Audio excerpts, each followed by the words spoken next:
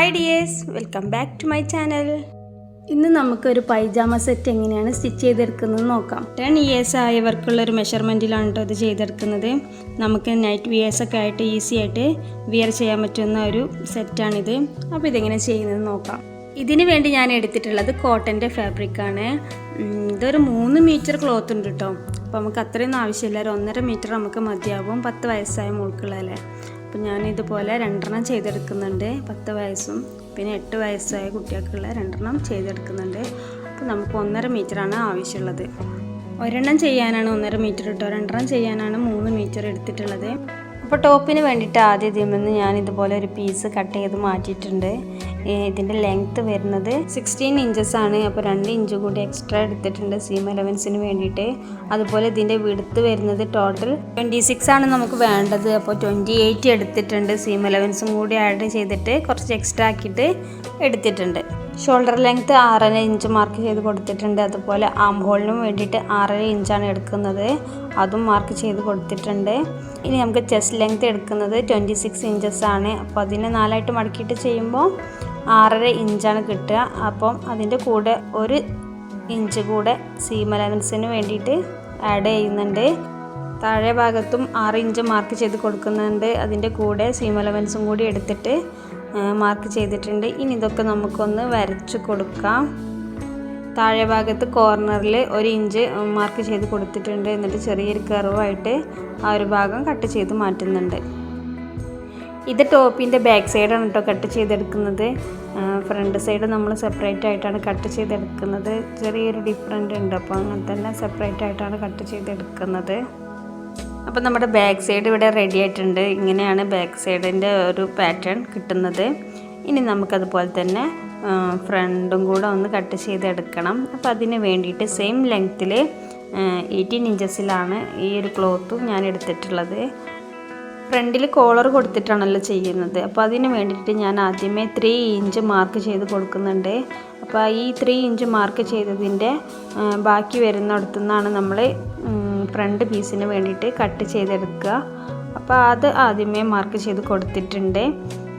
ഇനി വേണ്ടവർക്ക് അത് ഫോൾഡ് ചെയ്തിട്ട് അങ്ങനെ വെക്കും ചെയ്യാം. ഞാൻ അതിൻ്റെ മാർക്ക് ചെയ്ത് അവിടെ ബാക്ക് പീസ് വെച്ച് കൊടുക്കുകയാണ് ചെയ്യുന്നത്. ഇനി നമുക്ക് ആ ഒരു മെഷർമെൻറ്റിലൂടെ ഒന്ന് കട്ട് ചെയ്തെടുത്താൽ മതി. ഇനി നമ്മൾ ആദ്യം മാർക്ക് ചെയ്ത് വെച്ചില്ലേ ഒരു 3 ഇഞ്ചസ്, അപ്പോൾ ഞാൻ അതും കൂടെ കട്ട് ചെയ്ത് മാറ്റുന്നുണ്ട്. ഇത് നമുക്ക് ഫ്രണ്ടിൽ തന്നെ അറ്റാച്ച് ചെയ്ത് കൊടുക്കാൻ ആവശ്യമുണ്ട് കേട്ടോ. അപ്പോൾ അതങ്ങനെ മാറ്റി വെക്കാം. അപ്പോൾ ഇതുപോലെയാണ് നമ്മുടെ ഫ്രണ്ട് പീസ് കിട്ടുന്നത്. ഇനി സ്ലീവ്സിന് വേണ്ടിയിട്ട് ഞാൻ ഇതുപോലൊരു പീസ് എടുത്തിട്ടുണ്ട്. ഇതിനെ 4 മടക്കി കൊടുക്കുന്നുണ്ട്. ഇതിൻ്റെ ലെങ്ത്ത് എടുത്തിട്ടുള്ളത് 5 ഇഞ്ചസ് ആണ്. അതുപോലെ വിഡ്ത്ത് എടുക്കുന്നത് 10 ഇഞ്ചസ് ആണ്. അപ്പോൾ അത് മാർക്ക് ചെയ്തിട്ട് നമുക്ക് സ്ലീവ്സിന് വേണ്ടിയിട്ടൊന്ന് കട്ട് ചെയ്തെടുക്കാം. അതുപോലെ ഇനി സ്ലീവ്സ് രണ്ടും കൂടെ നമുക്ക് സെപ്പറേറ്റ് ആക്കി കൊടുക്കാം. അപ്പോൾ ഇതുപോലെയാണ് സ്ലീവ്സിന് വേണ്ടിയിട്ട് എടുത്തിട്ടുള്ള നോർമൽ സ്ലീവായിട്ടാണ് എടുത്തിട്ടുള്ളത്. ഇനി നമ്മൾ ഫ്രണ്ടിൽ കോളർ കൊടുക്കുന്നതിന് വേണ്ടിയിട്ട് ആദ്യമേ കട്ട് ചെയ്ത് മാറ്റിയിരുന്നല്ലോ. അപ്പോൾ ഇതിൻ്റെ താഴെയായിട്ട് ആ പീസും കൂടി വെച്ച് കൊടുത്തിട്ട് നമുക്ക് നെക്ക് ഒന്ന് മാർക്ക് ചെയ്ത് കൊടുക്കാം. ഇതെല്ലാം കൂടെ ഒരുമിച്ചാണ് കേട്ടോ നെക്ക് മാർക്ക് ചെയ്ത് കൊടുക്കുന്നത്. നമുക്ക് നെക്കിൻ്റെ വിഡ്ത്ത് എത്ര എടുക്കുന്നു നോക്കാം. ഞാനിവിടെ നെക്കിൻ്റെ വിഡ്ത്ത് 2.5 ആണ് എടുക്കുന്നത്. അതുപോലെ നെക്കിൻ്റെ ഡീപ്പ് എടുത്തിട്ടുള്ളത് 3 ഇഞ്ചസ് ആണ്. അപ്പോൾ നമുക്ക് അതൊക്കെ ഒന്ന് മാർക്ക് ചെയ്ത് കൊടുക്കാം. ഇനി ഈ മാർക്ക് ചെയ്തതിന് നമുക്ക് കർവിലായിട്ടൊന്ന് വരച്ച് കൊടുക്കാം. ഈ ഒരു പാറ്റേണിലാണ് ഞാൻ നെക്ക് കട്ട് ചെയ്തെടുക്കുന്നത്. കോളർ നെക്കായിട്ടാണല്ലോ ചെയ്തെടുക്കുന്നത്. അപ്പോൾ അതിന് വേണ്ടിയിട്ട് ഞാൻ അധികം ഇറക്കിയിട്ടില്ല.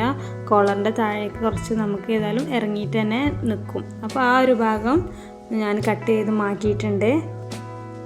ഇനി ബാക്ക് സൈഡിലും കൂടെ നമുക്ക് നെക്കൊന്ന് കട്ട് ചെയ്തെടുക്കണം. അപ്പോൾ ഇതിന് വേണ്ടിയിട്ട് ബാക്ക് പാർട്ട് ഇതേപോലെ വെച്ച് കൊടുത്തിട്ടുണ്ട്. ഫ്രണ്ട് പീസ് ഇതിൻ്റെ മുകളിൽ വെച്ച് കൊടുത്തിട്ട് നെക്കിൻ്റെ വിഡ്ത്ത് നമുക്ക് ആ ഒരു അളവിൽ തന്നെ മാർക്ക് ചെയ്ത് കൊടുക്കാം. അതുപോലെ നെക്കിൻ്റെ ഡീപ്പ് എടുത്തിട്ടുള്ളത് 1.5 ഇഞ്ചസ് ആണ്. അതും അധികമായിട്ട് ഇറക്കുന്നില്ല. കോളർ നെക്കായതുകൊണ്ട് തന്നെ അധികം ഇറക്കേണ്ട ആവശ്യമില്ല. അപ്പോൾ നമുക്ക് അങ്ങനെ ഒരു പാറ്റേണിൽ കട്ട് ചെയ്തെടുക്കാം. അങ്ങനെ നമ്മൾ കട്ടിങ് ഒക്കെ കഴിഞ്ഞിരിക്കുകയാണ്. ഇനി നമുക്ക് സ്റ്റിച്ചിങ്ങിലേക്ക് കിടക്കാം. ഫ്രണ്ട് പീസ് ഞാൻ ഇതുപോലെ വെച്ച് കൊടുത്തിട്ടുണ്ട്. ഇനി അതിൻ്റെ നല്ല വശത്തായിട്ട് നമുക്ക് ഈ ഒരു പീസും കൂടെ വെച്ച് കൊടുക്കാം. എന്നിട്ട് സ്റ്റിച്ച് ചെയ്ത് കൊടുത്തിട്ട് തിരിച്ചിട്ട് കൊടുക്കുകയാണ് ചെയ്യുന്നത്. അതിൻ്റെ മുന്നായിട്ട് ഞാൻ ചെറിയൊരു ബോർഡറിന് വേണ്ടിയിട്ട് ഒരു വൈറ്റ് പീസ് ഇതുപോലെ കട്ട് ചെയ്തെടുത്തിട്ടുണ്ട്. അതിൻ്റെ ബോർഡറിലായിട്ട് സ്റ്റിച്ച് ചെയ്ത് കൊടുത്തിട്ടാണ് ഈ ഒരു പീസ് വെച്ച് കൊടുക്കുന്നത്. അങ്ങനെ ആകുമ്പോൾ നമുക്ക് പെർഫെക്റ്റ് ആയിട്ട് തന്നെ ചെറിയൊരു ബോർഡറും വേണ്ടിയിട്ടാണ് കേട്ടോ. നിങ്ങൾക്ക് പൈപ്പിംഗ് ആയിട്ട് ചെയ്തിട്ടില്ല, അപ്പോൾ പൈപ്പിംഗ് ആയിട്ട് വേണമെന്നുള്ളവർക്ക് അങ്ങനെയും ചെയ്യാം. അപ്പോൾ ഇതുപോലെയാണ് ഞാൻ ആ ഒരു ഭാഗത്ത് വെച്ച് കൊടുത്തിട്ടുള്ളത്. അങ്ങനെ ഇതെല്ലാം കൂടെ ഞാൻ സ്റ്റിച്ച് ചെയ്തെടുത്തിട്ടുണ്ട്. ഇനി നമുക്ക് മറിച്ചിട്ട് കൊടുക്കുന്നതിന് വേണ്ടിയിട്ട് ചെറിയൊരു കട്ടും കൂടെ ഇട്ട് കൊടുക്കാം. രണ്ടും ഇതുപോലെ കട്ടിട്ട് കൊടുക്കുന്നുണ്ട്. ബാക്കി വന്ന പീസും കൂടെ ഞാൻ കട്ട് ചെയ്ത് മാറ്റുന്നുണ്ട്. എന്നിട്ട് മറിച്ചിട്ട് കൊടുക്കുകയാണ് ചെയ്യുന്നത്. അപ്പം നമ്മുടെ ഈ ഒരു ബോർഡർ ഇതുപോലെ പെർഫെക്റ്റ് ആയിട്ട് കിട്ടിയിട്ടുണ്ട്. ചെറിയൊരു ബോർഡറായിട്ട് കൊടുത്തിട്ടുള്ളൂ കേട്ടോ, അധികമൊന്നും കൊടുത്തിട്ടില്ല. അപ്പം ചെറിയൊരു ബോർഡർ പോകുന്നത് പോലെയാണ് ആ ഒരു വൈറ്റ് പീസിന് ഞാൻ കൊടുത്തിട്ടുള്ളത്. ഇനി ഇത് രണ്ടും കൂടെ നമുക്കൊന്ന് പതിച്ചൊന്ന് സ്റ്റിച്ച് ചെയ്യണം. അപ്പോൾ നല്ല വൃത്തിയിൽ നിന്നോളും. അപ്പോൾ അതിൻ്റെ എഡ്ജൊക്കെ നമുക്ക് ഒന്നും കൂടെ ഒന്ന് പതിച്ചൊന്ന് സ്റ്റിച്ച് ചെയ്ത് കൊടുക്കാം.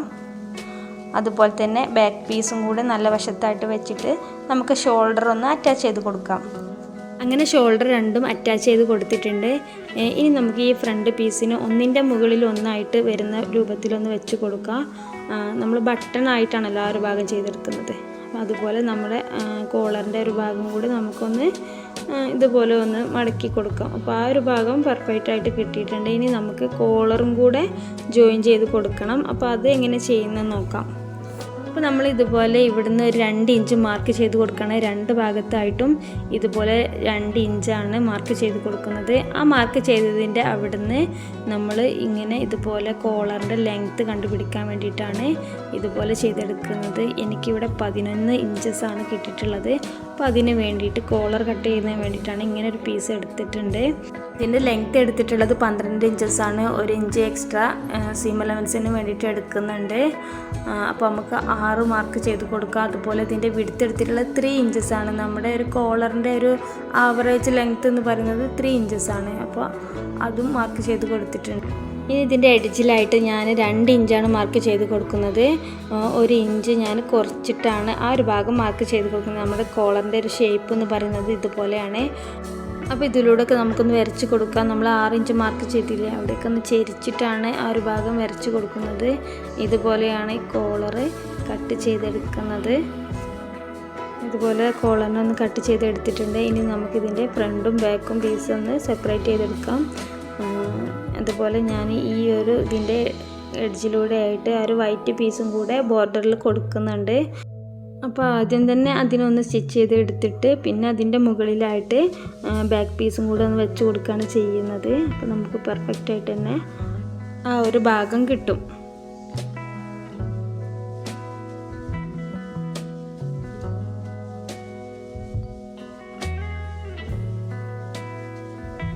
അപ്പോൾ ഇതുപോലെയാണ് കോളർ ചെയ്തെടുക്കുന്നത്. ഇനി നമുക്ക് ഇതിൻ്റെ ബാക്കി വന്നിട്ടുള്ള ആ പീസൊക്കെ ഒന്ന് കട്ട് ചെയ്ത് കൊടുക്കാം. അതുപോലെ മറിച്ചിട്ട് കൊടുക്കുന്നതിന് വേണ്ടിയിട്ട് ചെറിയൊരു കട്ടും കൂടെ ഈ സ്റ്റിച്ച് ചെയ്ത ഭാഗത്ത് കൂടെ ഒരു ചെറിയ കട്ടും കൂടെ കൊടുത്തിട്ട് നമുക്ക് മറിച്ചിട്ട് കൊടുക്കാം. അങ്ങനെ നമ്മളെ കോളറിൻ്റെ ഒരു ഭാഗം കിട്ടിയിട്ടുണ്ട്. അങ്ങനെ നമ്മുടെ കോളർ ആ ബോർഡറൊക്കെ വെച്ചിട്ട് കിട്ടിയിട്ടുണ്ട്. അതിനെ ഇനി നമുക്കൊന്ന് പതിച്ചൊന്ന് സ്റ്റിച്ച് ചെയ്ത് കൊടുക്കാം. അതുപോലെ തന്നെ നമ്മൾ മാർക്ക് ചെയ്തില്ലേ, 2 ഇഞ്ച് മാർക്ക് ചെയ്തില്ലേ, അവിടെ വെച്ചിട്ടാണ് നമ്മൾ ഈ കോളറിൻ്റെ എഡ്ജ് ആ ഒരു ഭാഗത്ത് വെച്ചിട്ടാണ് സ്റ്റിച്ച് ചെയ്തെടുക്കുന്നത്. അപ്പോൾ ഇതുപോലെ നമ്മുടെ ആ ഒരു ഫ്രണ്ട് നെക്കും ബാക്ക് നെക്കിൻ്റെ ആ ഒരു എഡ്ജ് കൂടെ നമുക്ക് ഈ കോളറും കൂടെ ജോയിൻ ചെയ്ത് കൊടുക്കാം. അപ്പോൾ അതുപോലെ നമ്മൾ മറ്റേ സൈഡിലും 2 ഇഞ്ച് മാർക്ക് ചെയ്ത് കൊടുത്തിട്ടുണ്ടല്ലോ. അപ്പോൾ അതുവരെയാണ് നമ്മുടെ കോളറിൻ്റെ ആ ഒരു ലെങ്ത്ത് വരേണ്ടത്. അപ്പോൾ അതുപോലെ തന്നെയാണ് കിട്ടിയിട്ടുള്ളത്. ഇനി നമ്മൾ അതിൻ്റെ ഉൾവശം കൂടി ഇതുപോലെ ഒന്ന് മറിച്ചിട്ട് സൈഡൊക്കെ ഒന്ന് മടക്കിയിട്ടൊന്ന് സ്റ്റിച്ച് ചെയ്ത് കൊടുക്കാം.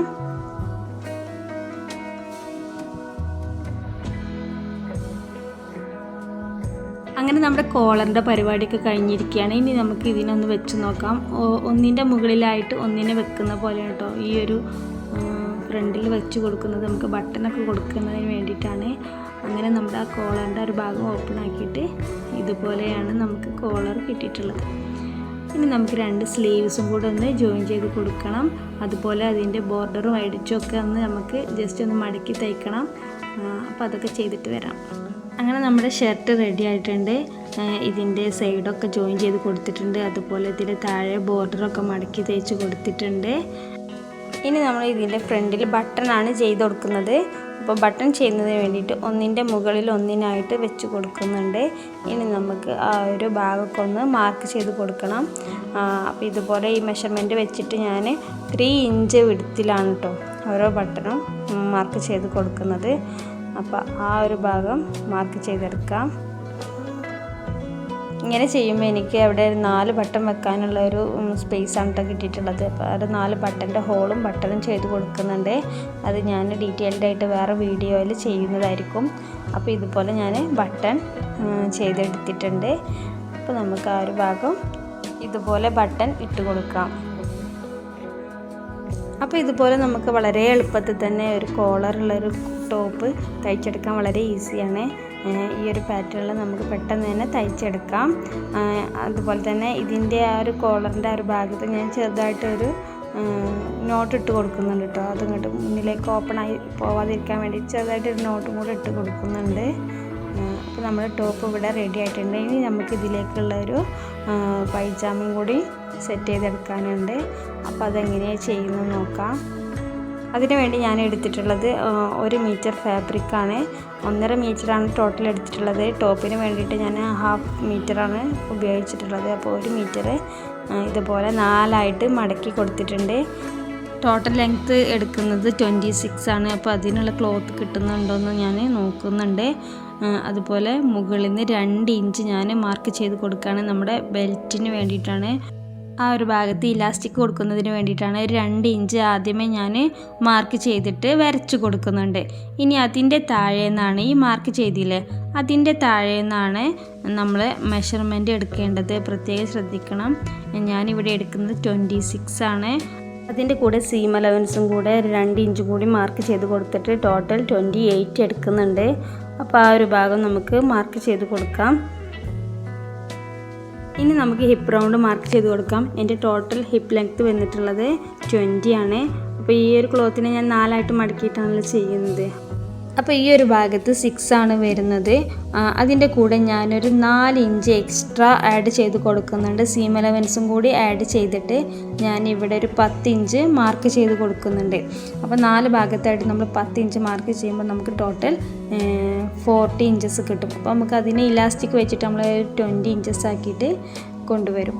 അതുപോലെ ഇതിൻ്റെ ക്രോസ് ലെങ്ത്ത് എടുത്തിട്ടുള്ളത് 12 ഇഞ്ചസ് ആണ്. അപ്പോൾ അതും കൂടെ ഞാൻ ഇതിൻ്റെ കൂടെ ഒന്ന് മാർക്ക് ചെയ്തിട്ട് ഒന്ന് വരച്ച് കൊടുക്കുന്നുണ്ട്.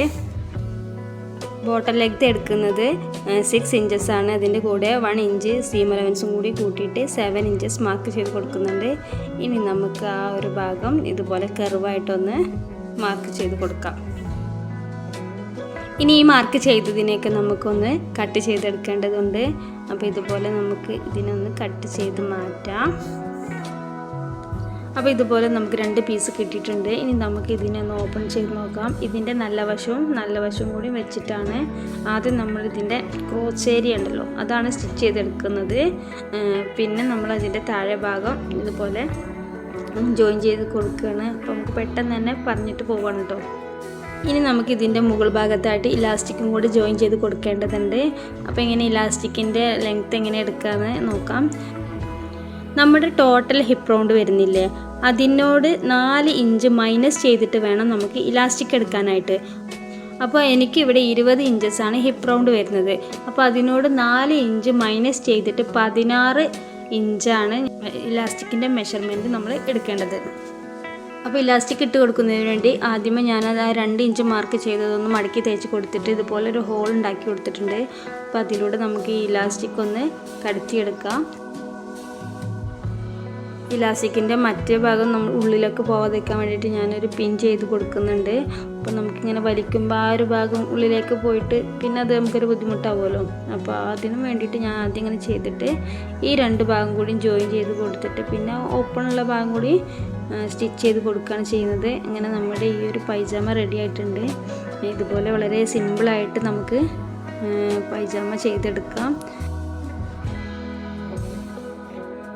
അപ്പോൾ ഈ ഒരു വീഡിയോ ഇഷ്ടപ്പെട്ടെങ്കിൽ ലൈക്ക് ചെയ്യുക, ഷെയർ ചെയ്യുക, സബ്സ്ക്രൈബ് ചെയ്യുക. ഇതുപോലുള്ള വീഡിയോസുമായിട്ട് ഞാൻ വീണ്ടും വരുന്നതായിരിക്കും. അപ്പോൾ ഇതാണ് നമ്മുടെ പൈജാമയുടെ ഫൈനൽ ലുക്ക് വരുന്നത്. അപ്പോൾ അത്രേ ഉള്ളൂ. Thank you. ബൈ.